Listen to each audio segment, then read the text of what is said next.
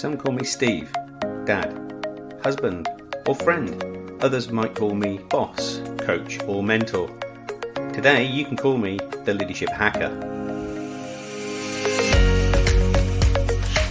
Thanks for listening in. I really appreciate it. My job as the Leadership Hacker is to hack into the minds, experiences, habits, and learning of great leaders, C-suite executives, authors, and development experts so that I can assist you developing your understanding and awareness of leadership. I'm Steve Rush, and I'm your host today. I'm the author of Leadership Cake. I'm a transformation consultant and leadership coach, and can't wait to start sharing all things leadership with you. Joining me on today's show is super coach Richard Medcalf. He's the founder of Xquadrant, and he's an executive coach to some of the world's most impressive and successful CEOs and their teams. He's also the host of the Impact Multiplier CEO Podcast. But before we get a chance to speak with Richard, it's the Leadership Hacker News.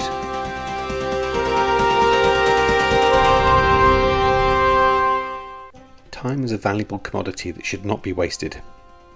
A marketeer is likely to be concerned with both time and money about the value that they create.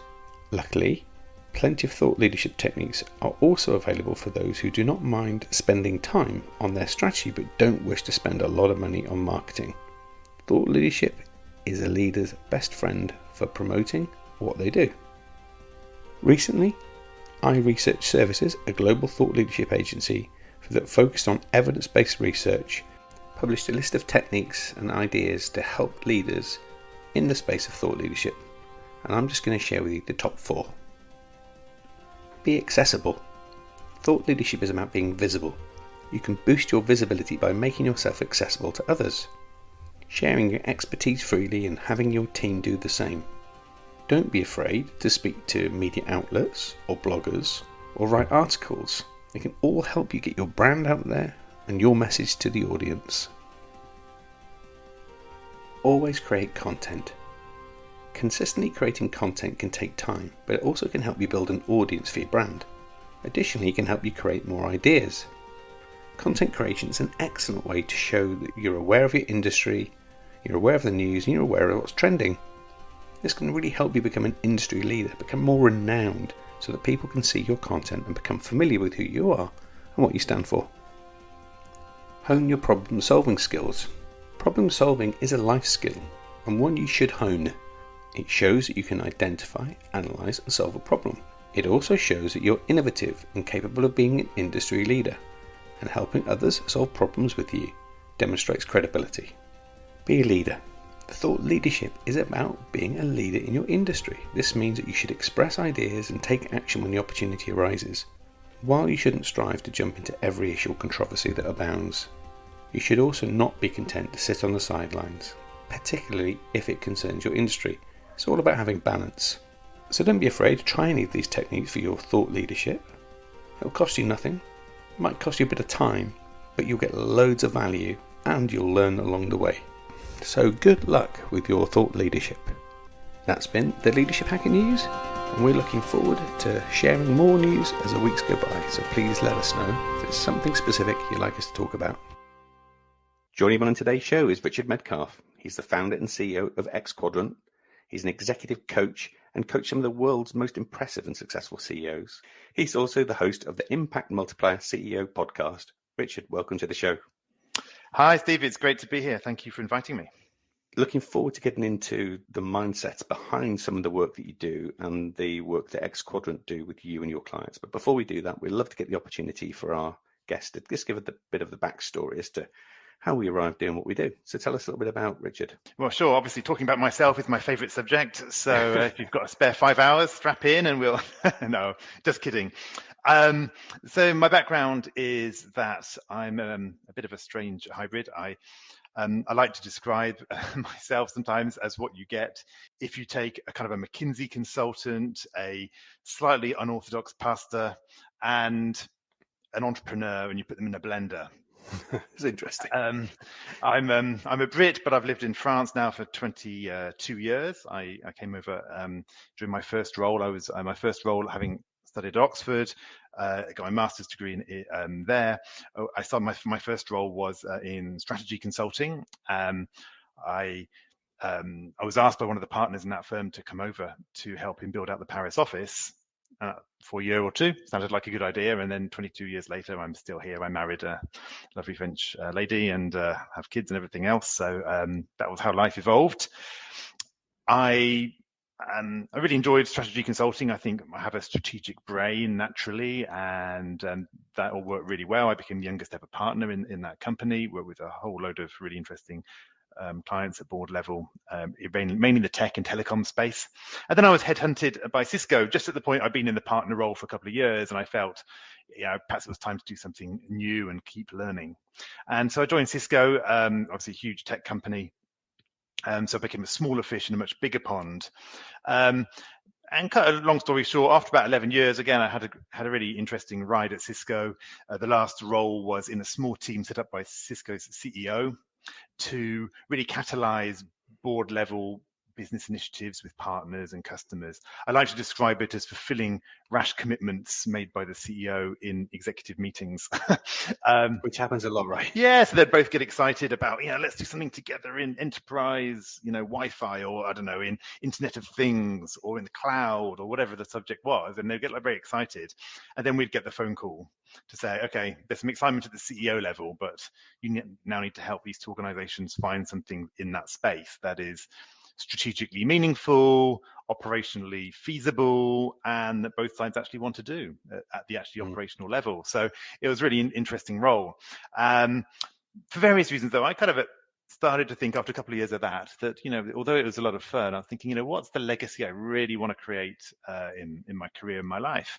What do I want to be what do I want to be telling my great-grandchildren when they're on my knee, at age 90 or whatever it is? And I realized that although I love creating business results, and I still love doing that, I didn't just want to tell my great-grandchildren that helped increase, AT&T's EBITDA margin by 0.5% or whatever. That wasn't quite enough. So I started to really look at what did I do really, really well? What was my unique secret sauce? What's the impact that I really wanted to make in the world? And I kind of came to the conclusion that what it was helping already competent, successful leaders make an even bigger and more positive impact in the world. And to do that, you have to obviously make a bigger impact in your organization, in your people, and on the mission that you're there to create. And I think that was really, for me, the heart of it, was saying, how can I actually help people who have already got a success formula that works really well, as evidenced by their track record? How can I help them reinvent that that success formula and think strategically and get past their own fears, perhaps, of change or of failure or of stretching too far, to actually create the impact that they can make? And that's really what sets me on fire today. And so I set up Xquadrant a few years back. It's basically a small boutique coaching and consulting practice where we help leaders, generally often CEOs or founders, or sometimes other C-suite members, generally of tech firms or firms going through a lot of technology disruption and shifts. We really help them find what their next level of impact is going to be, and help them. And to do that, it's always about thinking more strategically and operating more influentially. And that's it. Got it, yeah. So the title Xquadrant, is there something in the name there? Yeah, there's a few things in the name, obviously, apart from the fact that the domain name is available, which is generally the main reason people set a good start, right? Yeah, there's a few things. So, the first one is a bit of a nod, right, to, consultants love drawing 2x2 matrices and drawing an X in the top, the top right corner to say that's where you need to be. And so, first of all, it kind of speaks to ambition, right? The second one is often insight is found when we realize that it's not an either or choice in front of us, but there's perhaps a new option that allows us to do both things. right? So, we either support our team or we challenge our team. Well, but, what happens if we created an environment where we really support them with high support, but we also create really high challenge, right? Suddenly something feels like an either or becomes a both and. Yeah. And that is also kind of, if you like, what that X on that 2x2 represents to me. And the final reason for Xquadrant is the X stands for multiplication. And this is really key for me. It's easy in a sense to continually add value and play the game of being incremental. But I'm really interested in what does multiplication look like, right? How do we create an exponential curve for people where behind us it looks flat and ahead of us it looks vertical because we're on such a curve, and that's what excites me. I like that. Really nice. So when we're talking around exponential and matrices, from the last conversation you and I had, I remember you talking about a lot of execs get stuck in this productivity paradigm.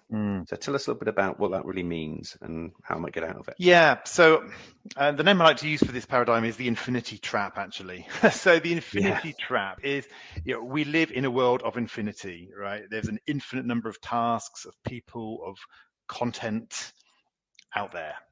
So there's always more to do, and we just can't get through it, right? The more books we buy, the more recommendations on books we get, the more emails we reply to, the more emails we get back. It's never ending, right? And so we can't use productivity to break out of that, because you can't defeat infinity with productivity. There's always more to do. And so the infinity trap, and I see it all around, and is just for people going, I'm crazy busy, or even I'm good busy, but people are so focused, they're running, they're perhaps very clear on what they're trying to achieve, actually, but they've got their heads down trying to achieve it. And so what happens is they haven't got enough time to think.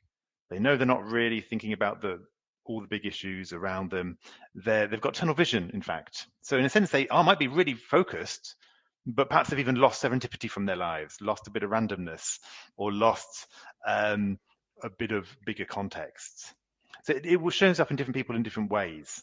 Yeah. But I think the infinity trap is really where we're running fast. It feels good. We kind of feel that we are making progress. We kind of feel that we're perhaps being the super leader in our organization and, lifting things on our shoulders and everything else. And we know it kind of works in a sense, but actually progress is becoming incremental at this point.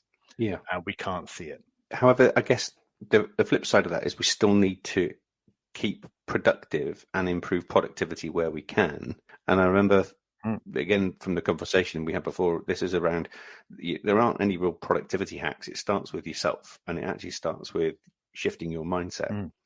From your experience, what's playing out there? Yeah, so obviously there are things we can do to kind of organize ourselves and do things differently, and create an environment around us that's conducive to the work we need to do and all those things, right? But I think the fundamental limits to all that is what we believe, right? It's what we believe is necessary, desirable, or achievable, possible around things.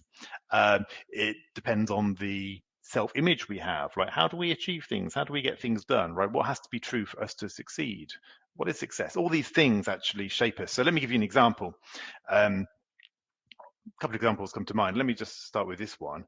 I was talking with an exec who'd just been promoted to board level in a 7,000 person firm. It's a pretty big firm, and he'd got operations around 20 different countries. And I was being asked to help him really onboard into this executive role, into the C-suite, and maximize his impact as he does that. He was clearly a high performer. People loved him, but he knew he wanted to play a bigger game. And so we identified together a couple of big transformational projects that he was going to champion throughout the business, things that had never been done before on a global scale, and they were really going to move the needle. And he was very excited about this, and all the stakeholders were excited, and he was working on them and making some great progress. And then one day he came to me and said, Richard, I'm just stuck in my email. I'm just like, I'm not getting enough time to work on these projects. They're not going as fast as I wanted. And so I kind of asked him, well, why is that? Why are you spending so much time in your email? Well, he says, well, I just want to be a good team player. I want to be trustworthy and reliable. I don't want to be the guy that people have to chase up. I don't want to be that person, right? The one who never replies to emails, who's a bottleneck for everybody else, who's not pulling their weight in the team. And indeed, he was a people person, right? He really wanted to do his best with people. And so I stopped, and he was asking me for a tip. Richard, what tips can you give me about email? And I said, well, if you're coming to me for a tip, it's probably a waste of your money, right? You can probably Google the tip, right? I don't think that's what you need from me. In fact, I can just tell you that whatever tip I did give you, you wouldn't do anything with right now. I can't help you on that level. And he was like, what do you mean you can't help? I said, well, you've just told me that the reason you do your email and you spend so much time there is because you want to be reliable and trustworthy and a team player. So I'm not going to tell you to be an unreliable, untrustworthy, non-team player. You're never going to buy it. So it's like, that's a good point. So I said, well, let's try it another way. If the CEO was in the room with you, what would he be asking you for? He had to think, and he said, well, yeah, work on those big transformational projects because he's really excited about the benefits that's going to bring. Okay. What about the investors? What would they be asking for if you're in one of those board meetings? Oh, well, I guess same thing, I suppose, because that's going to make a really big difference on our financials if we can shift the employee experience in this way. Okay, what about the employees themselves then? What about the team? What do they most want you to be doing if they could be in this room with us right now? And he thought, he said, well, I guess the same thing, right, Richard? These same projects, because they're sick and tired of the old ways of working and the inefficiencies that we've been working with. And what about customers? If they could talk to us, what would they be telling us? And he said, well, they won't know so much because it's a bit of an internal project, transformation project, but I guess it'll be the same kind of thing. Because if the employees can focus less on internal admin, they can spend more time with the customers and solving customer issues. So I said, okay, so at this point, you're telling me that all these different stakeholders really want you to focus on these 2 or 3 transformational projects. Yeah, that's right. Okay, so let me put it to you that you're being untrustworthy, unreliable, and not a team player when you are busy getting to inbox 0, and managing all these inbound requests. And of course, at this point, the penny drops, right? And he's like, oh, you're right. Like, this is not who I am anymore, right? I need to be playing a different game. And so at that point, he didn't need me to tell him how to set up a filter in Gmail, right? Or how to turn his notifications off. Although those things always help, right? And I'm a strong believer in turning your notifications off, right? I mean, these are proven things. But the key shift was in that identity, thinking actually, what is the trustworthy and reliable thing for me to do? Yeah. And then choosing that right identity creates the right behaviors and beliefs that come with it, right? Yeah, exactly. I was working with somebody else, and he was explaining how he couldn't possibly delegate to his team because things had to be done at a certain level of quality, and he really wasn't sure his team was able to do it. So I just kind of made up a concept on the fly and said, oh, so you're telling me you're being the high-performing janitor then? You want to be the high-performing janitor, wiping those floor tiles to perfection, whilst there's a business to be running. And again, it's just a little hack, it's like, oh, no, you're right. Perhaps I'm focusing on doing low-level tasks incredibly well. Yeah. And perhaps not getting into the messy business of working on the big issues. Yeah. Which I'm not quite so certain on. And again, it's these kind of shifts that when you make this shift, then the productivity stuff finds its natural flow. And the story you just shared, ironically, is not, an isolated incident. You get a lot of people, certainly at the senior level, also getting drawn into those menial tasks. Absolutely. From your perspective then, Richard, what would be the reason that many executives find them, and this is not exclusive to executives, by the way, this could be, junior team leader right the way through to senior executives. I think most people will struggle with this. What's the reason we then struggle to prioritize in the right way typically?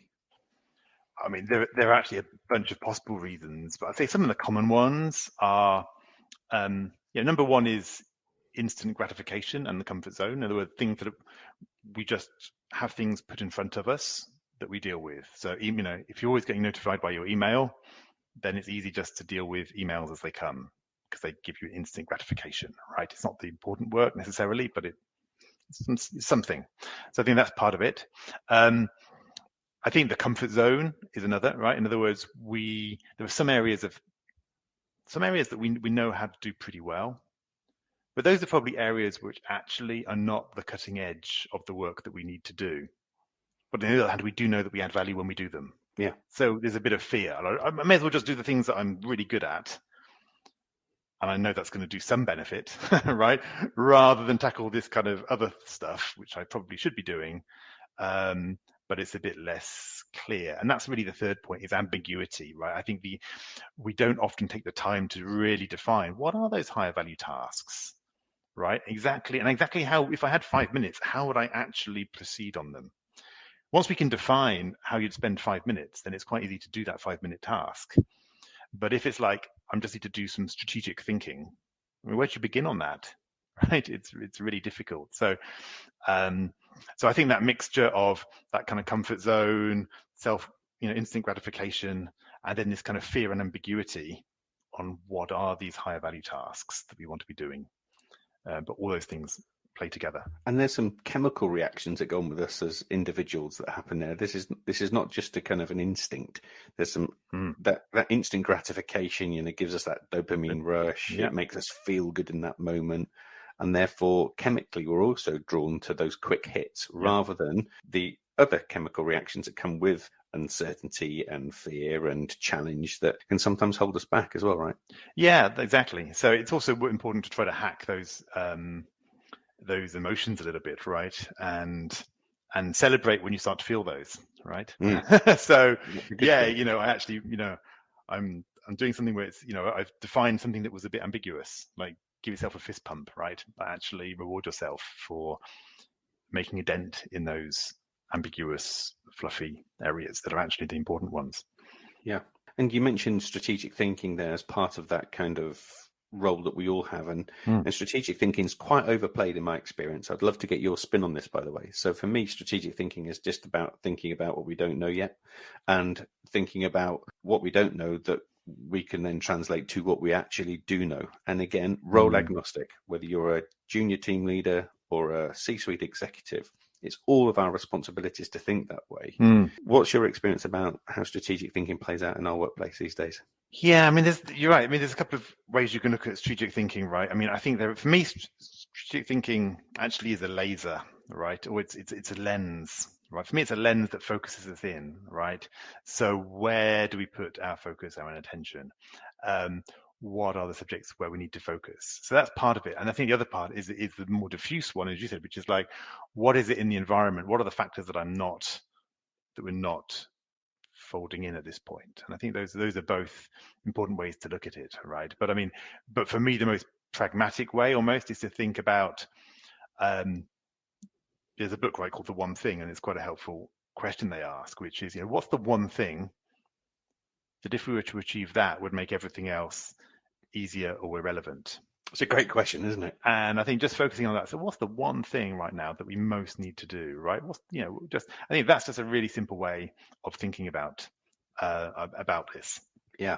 And because that acts as that lens, right? That focus. My particular angle on strategic thinking is, I suppose I kind of call it exponential leadership, right? So I'm always thinking, how do we multiply impact rather than add value? How do we multiply value, not add value? How do we multiply things? And the way to think about that is, what's the constraint, right? What's the constraint in the system in which we're operating at the moment?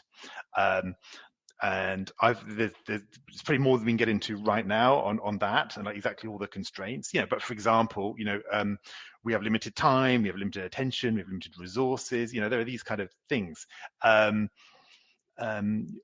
We might have limited ambition, right? And we need to understand, like, what's the constraint in me personally as a leader and also in the organization. And again, the goal here is to find what's the one area that if we were to address and improve would allow this whole system, this business, for example, to kind of expand up to the next level of impact or to the next level of results. And for me, that's kind of the question. So it's about, rather than just turning the handle on the machine, it's trying to step back and look at the machine and it's, that we've built and think about, what's the one thing that's holding back performance? Just a little point on that. If people are interested in this idea of exponential leadership and moving from a more of an incremental to more of a multiplicative mindset, I've actually written a short email series. It's about, I think, 6 emails, and people on my newsletter have just been going through them, and I think I've had more feedback on that one email series than anything else I've ever written. So it's really resonating with people. It's called the Exponential Leadership Principles, and it walks through these different constraints and what you can do to overcome them. If people are interested, they can just go to xquadrant.com/hacker. It's a simple way for them to find their way there from this podcast. We'll also make sure that links in the show notes, because as you said, it's just a simple process that gets people to think and reflect. And that's half the challenge, isn't it? With strategic thinking, it's giving yourself the capacity, the time that you need to be thoughtful about what it is you're doing. Yeah, because one insight can change anything, right? Everything. It's one insight can certainly make us see the world in a new way, see the options we have differently, see what's not working that we're spending so much time on, or whatever it is. And so often it's just encountering new ideas, new people, having new conversations, that opens us up, right, to get onto a different trajectory. Yeah, absolutely right. Yeah. Now, you managed to interview some of the world's largest CEOs in the Impact Multiplier podcast, and it's really interesting to dive into. And I've listened to quite a few of your episodes now, and they all bring different perspectives and different stories, but there are still some commonalities. And I'm sure you find, as I do with many of our guests, that there are some common themes. From your perspective in having those conversations, Richard, what do you say is maybe the most common challenge that keeps representing itself in and amongst these CEOs and executives? Yeah, I've seen these. Yeah, I write on the podcast and in my own work with these kind of leaders. I think actually there's a couple of things on trends. I mean, as a bonus point, I'd almost say one of the things I've really seen as a success component, actually, as a theme, is A, genuinely being interested in people, right, and B, really thinking about creating structures that multiply. In fact, right, actually, I interviewed some of the CEOs of the fastest growing companies in Europe and in the US, and like their common refrain was how they pushed down decision-making responsibility, created independent little entities, and empowered leaders who could build their own sub parts of the business. Really, really interesting. In terms of the challenges, I mean, I suppose what I really see is, I think there's an internal challenge actually in a lot of people, which is even at that level, it's about confidence and imposter syndrome and all those things. That's always there. There is that kind of focus challenge of getting out the weeds. I think, they all say, my next level is going to involve me leaving behind even more operational tasks, right?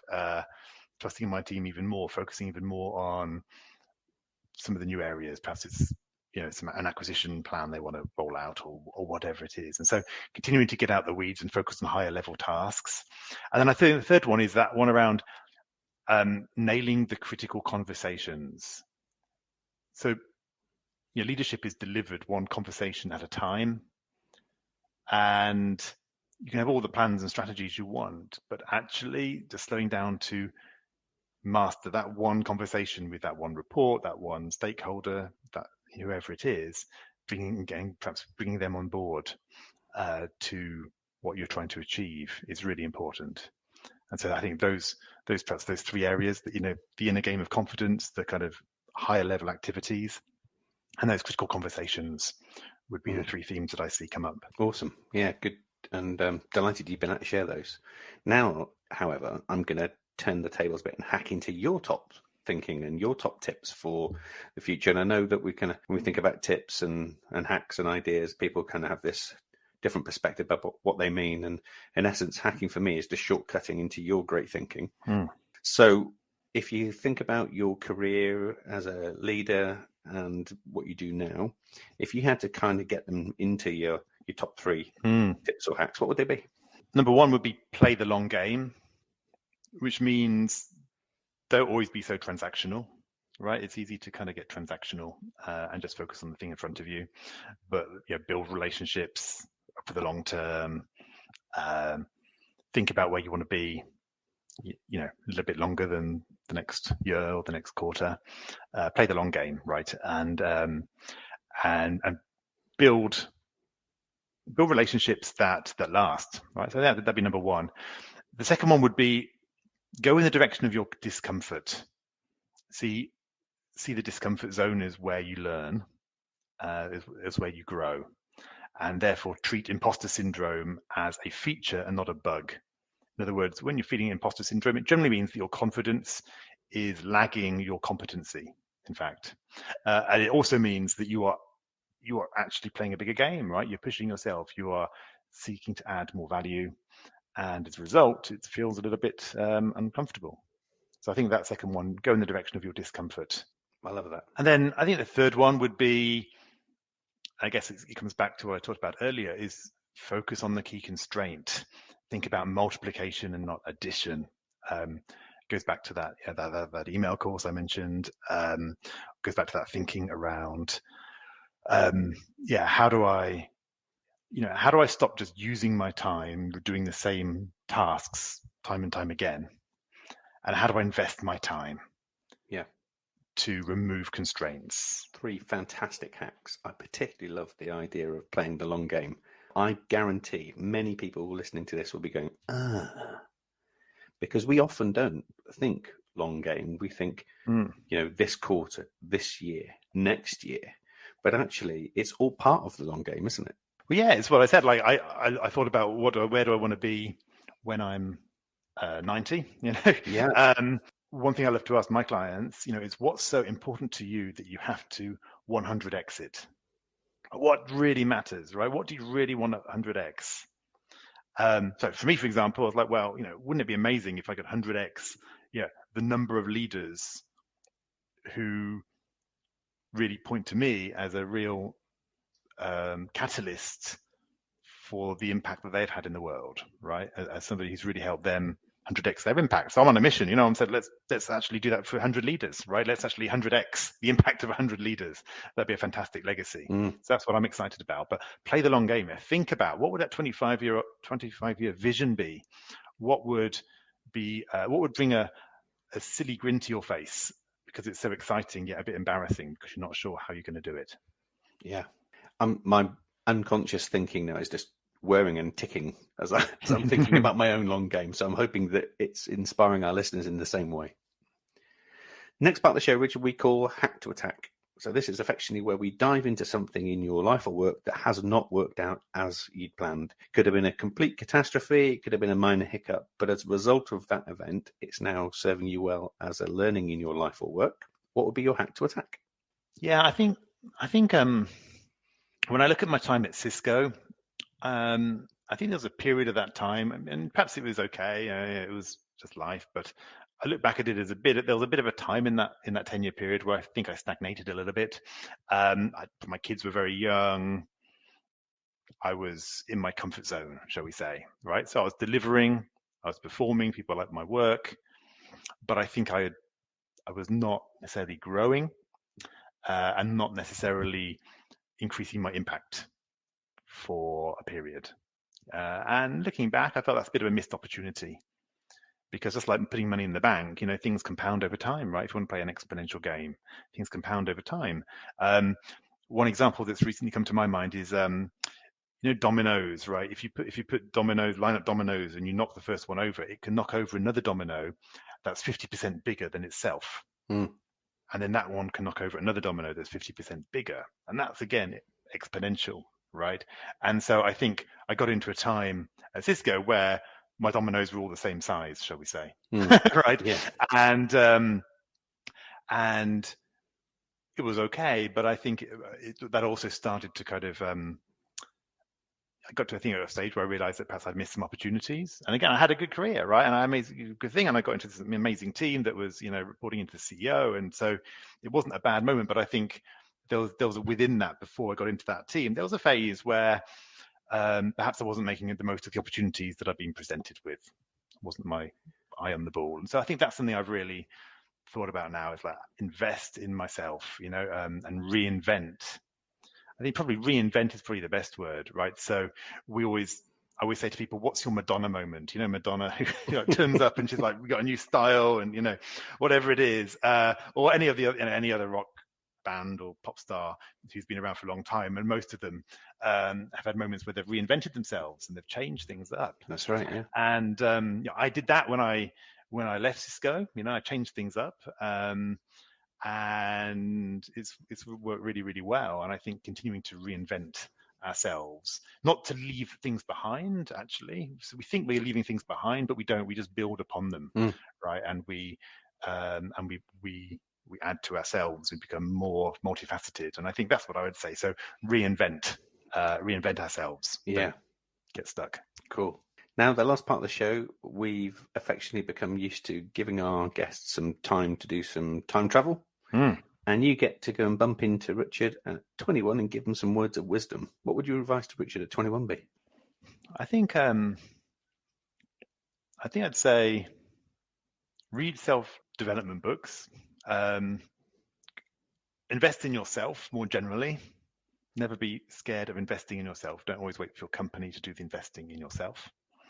And always be wary of the comfort zone. And I kind of knew that in some ways, but I think all those things I kind of learned more and more over time. Yeah, so now I invest in myself more than ever by orders of magnitude. I remember when I was in the corporate world, I was invited to go to a conference by a friend who was running the conference. I knew it was going to be a really, really good conference, but I didn't go because I had to pay for like a 200 euro Eurostar ticket or something, right? The company wasn't going to pay, and so I said, I'm not going to go then. It's just ridiculous, right? I mean, and nowadays I write checks for 5-figure checks, right? I wrote a check for $25,000 the other day for my own self-development, right? Because it's so important. Yeah. And yet, there I was in a well-paid corporate job, and even spending a few €100 seemed like a bit of an ask. It's completely ridiculous. So invest in ourselves. It's the best investment we can make. Great advice. So what's next for Richard and Xquadrant then? Well, there's quite a few things. This year we're kicking off a CEO mastermind group. I've got a group of really, really incredible CEOs running. Some of them are running kind of startups, scale-ups. Some of them got billion-dollar companies in the US and in Europe and other places around the world. And we're creating that community, which is really, really exciting because, iron sharpens iron, right? You get these really incredible leaders together, often of whom they don't get enough of that peer input. And that's a really exciting group. And then I'm also doing another program for kind of the slightly lower level leaders as well, but another kind of community for them called Xquadrant Core. We kicked off the first session of that a couple of weeks ago, and that was a really strong start as well. So there's a couple of the kind of programs I've been up to. Moreover, what I'm focused on is that mission, right, of helping 100 top leaders multiply their impact by 100. That's what gets me out of bed. Yeah, awesome. And if we wanted to connect our audience with you beyond today, we know we've got that one link that we shared a little earlier, but where's the best place for us to send them? Yes, absolutely. So obviously, if you go to xquadrant.com/hacker, that's going to be a blog post. You can sign up at the bottom to my email newsletter, the Xquadrant Insider, which is where basically once a month I talk about something around this whole idea of multiplying impact. And you can deep dive into different topics if you're interested at that point. The podcast you mentioned as well, right? The Impact Multiplier CEO podcast, where I interview some really interesting business leaders. And people are always happy to look me up on LinkedIn. Just if you send me an invitation request, just customize your message so that I know why you're connecting and where you found me. And I'm always happy to have a conversation, right? Because play the long game, build interesting relationships with interesting people, add value, and generally good things come back to you over time when you take that approach. And we'll help people play that long game by making sure those links are in our show notes as well. That's perfect. Richard, I've really enjoyed chatting with you, and looking forward to you and I working together in the future. And I'm really looking forward to letting our audience find out a little bit more about the work that you do and explore some great things together. Thanks for being part of our Leadership Hacker community, Richard. You're welcome. It's been fantastic. Thanks very much. I want to sign off by saying a thank you to you for joining us on the show too. We recognise without you there is no show, so please continue to share, subscribe and like, and continue to get in touch with us with the great news stories that we share every week. And so that we can continue to bring you great stories, please make sure you give us a 5-star review where you can, and share this podcast with your friends, your teams and your communities. If you want to find us on social media, you can find us on Facebook and Twitter at Leadership Hacker, Leadership Hacker on YouTube, and on Instagram, _leadership_hacker. And if that wasn't enough, you can also find us on our website, leadership-hacker.com. Tune in to next episode to find out what great hacks and stories are coming your way. That's me signing off. I'm Steve Rush, and I've been your Leadership Hacker.